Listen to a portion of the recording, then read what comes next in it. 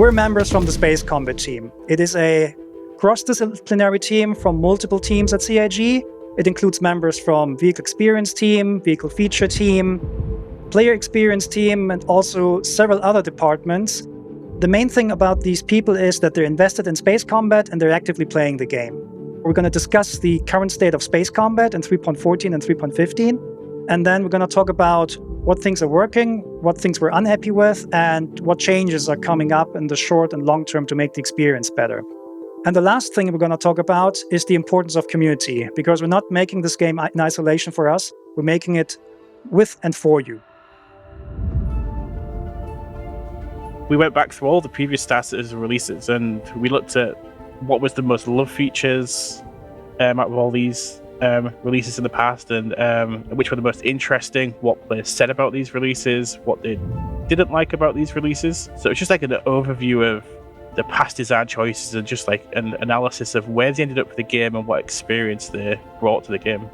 The second step was to analyze the works of John Boyd, who did a lot of works related to dogfighting and to military strategy theory in the past, meaning so-called OODA loops, which are really important for us for decision making.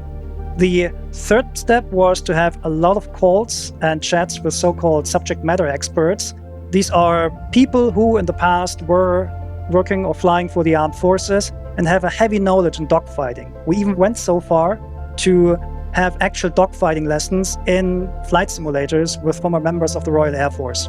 So we brought this all together through a series of combat summits, and this involved bringing people from different areas of the company together.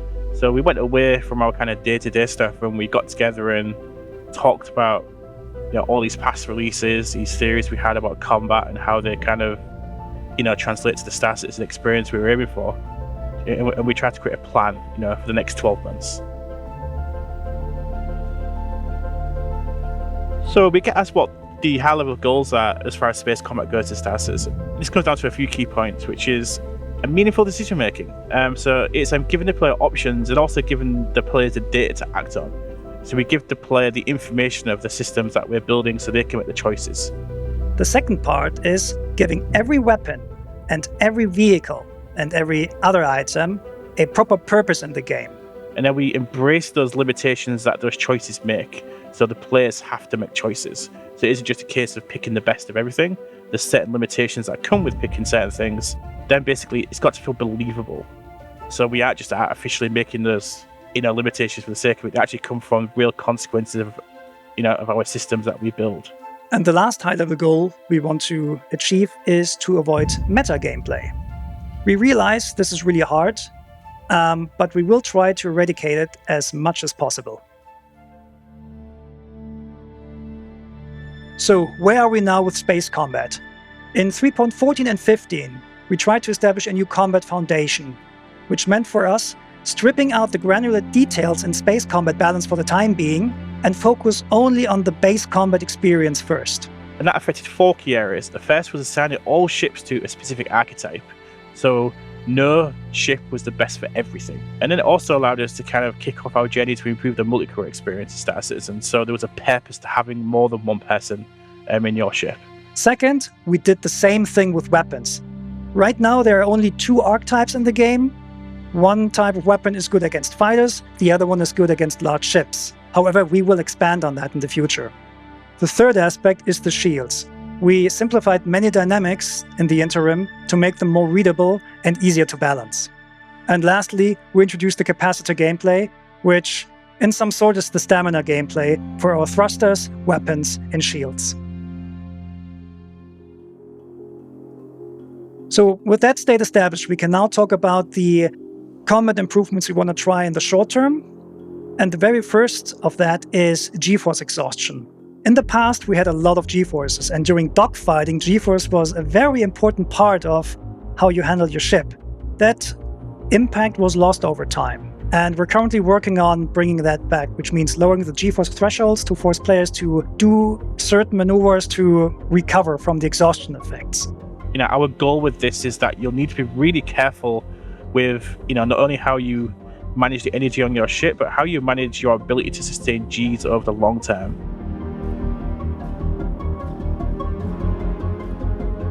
Let's quickly expand on the weapon archetypes and variations. At the moment, there's only 2 archetypes for weapons in the game.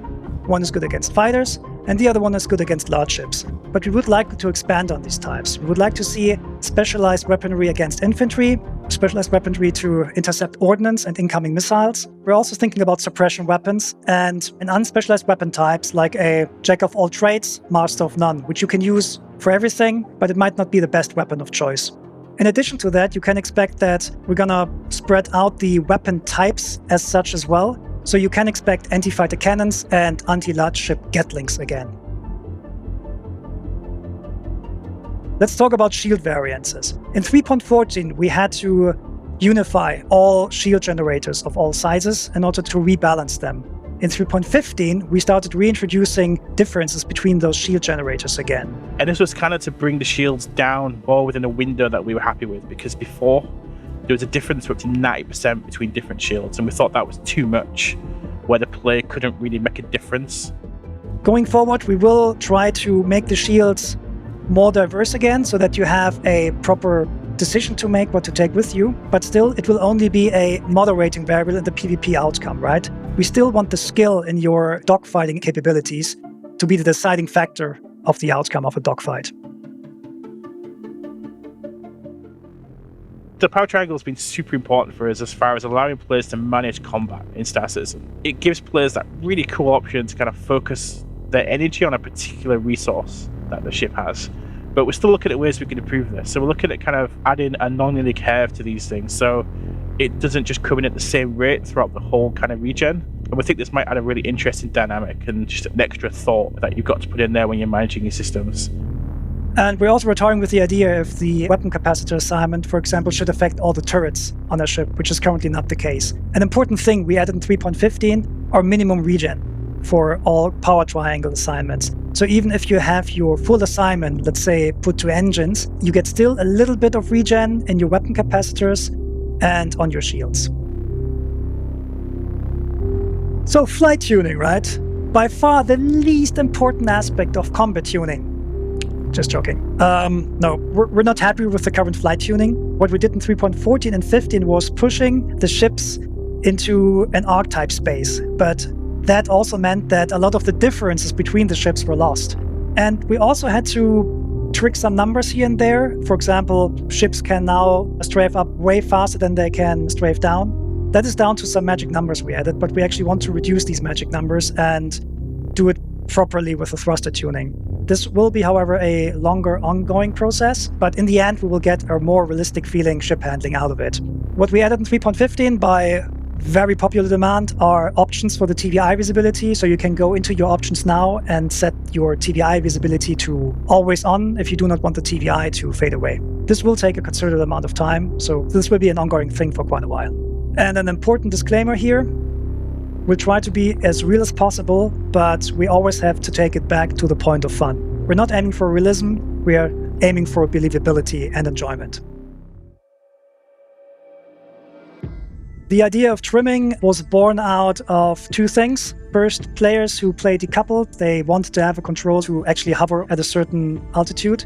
And the other thing was, we looked at how military choppers implement their trimming systems. And then we thought, maybe that is something that can be added, especially for dual stick users.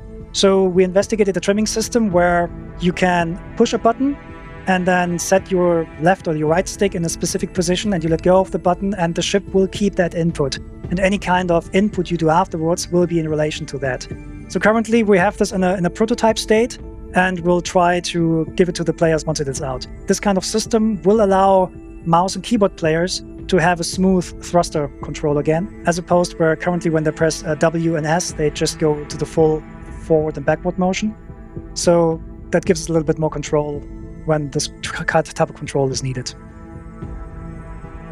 As you might have noticed in 3.14, we somewhat botched the auto gimbal implementation. During flying, you will see that the auto gimbal aiming crosshairs, they will kind of like go all over the place. So in 3.15, we actually fixed that and rewrote how the auto gimbals work. However, we are not really completely happy with the auto gimbal system because at the moment it feels for us like it's being a skill bridge instead of having an actual purpose in the game. So going forward, we're going to investigate what the actual purpose of auto gimbal or the auto gimbal mode in general should actually be. We're also investigating further things like turning off your weapon assists on purpose when you need it. This is certainly not something that the average player will do, but we know a couple of PvP players who really would like to have that option at times. And good news for 3.16, we're adding staggered fire groups for pilots. So we rewrote the staggered firing algorithm, so now it staggers not between all the weapons you have, but between every type of weapon that you have per weapon group, which means we can completely give this into the control of a pilot. And the last of the short-term plans, turrets.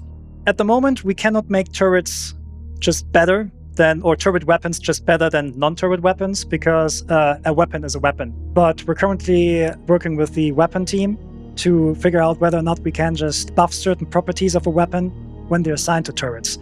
A good use case here is, for example, the hammerhead. While it's very, very dangerous in close quarters, once you get at a specific distance, the bullets, they're just flying too slow to actually make the hammerhead a meaningful anti-fighter platform. And this is what we want to change. So we're investigating whether or not we can just buff all the turrets on a hammerhead without changing the actual weapon itself. So these were a couple of our short-term plans currently in development. We'll show more of them the closer you're getting to be finished. But now let's jump ahead and talk about some long-term plans.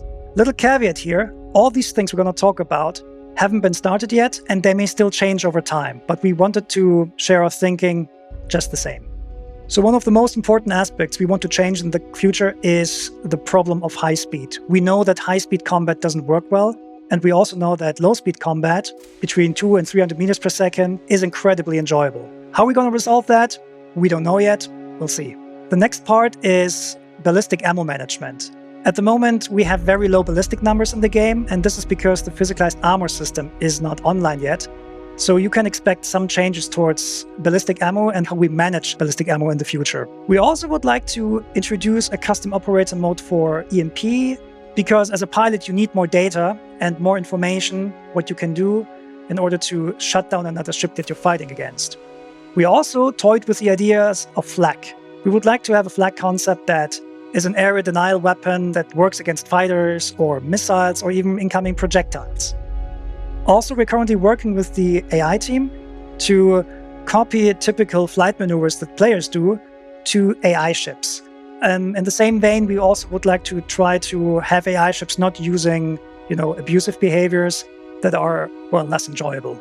A last long-term goal we would like to do is to deepen the capacitor gameplay, but this requires also that other long-term changes like, high-speed combat are resolved first.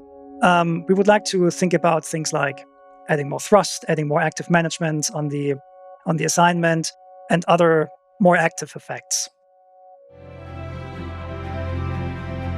So before we let you go, let's talk about the importance of the community, because this is something which really matters a lot to us as a team. Community is incredibly important for our process. A lot of the design decisions that informed our combat summits were actually based on proposals that the community did. When it comes to balancing, community is incredibly helpful in providing us data that allows us to nail down issues fast, finding balance problems. They even sometimes tell us, hey, this is the wrong number in the game data that there is. So going forward, we would like to do more playtesting with you, the community. Sometimes we're going to stay undercover, sometimes not. Also, I would like to say that while we might not reply to every Spectrum thread we see, we read everything. So please always give us your feedback, give us your opinions, because in the end, it will help us to make a better game. So thank you for your continued cooperation and support for us, and enjoy IAE next week. So what did we learn this week? Well, we learned that the vehicle experience team is using every resource available, from real-world subject matter experts to their own experiences in actual military flight simulators, and of course the feedback that you all provide in Spectrum and beyond to make the future of space combat as fun and enjoyable as can be. You take realism, adjust that to believable, and bring it back to fun. Now, the Intergalactic Aerospace Expo begins next week, and it's the biggest ship and vehicle showcase of the year. You're going to get a chance to check out almost everything Star Citizen has to offer, and maybe experience a few reveals here and there. Be sure you don't miss out on that. For Inside Star Citizen, I'm Jared Huckabee. We'll see you all next week.